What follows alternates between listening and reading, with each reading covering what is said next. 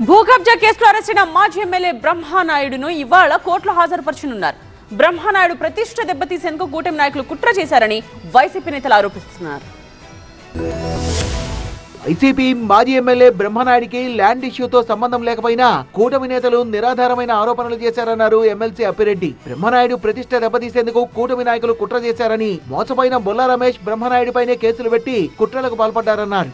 ఏదో విధంగా బ్రహ్మనాయుడిని ఈ కేసులో ఇరికించాలా, బ్రహ్మనాయుడిని పరువుని ప్రతిష్టని దిగదార్చాలనే ఉద్దేశంతోనే యావత్తు టీడీపీ యంత్రాంగం పనిచేసి పోలీసుల మీద ఒత్తిడి తీసుకొచ్చి కేసులో ముద్దాయిగా పెట్టినటువంటి పరిస్థితి.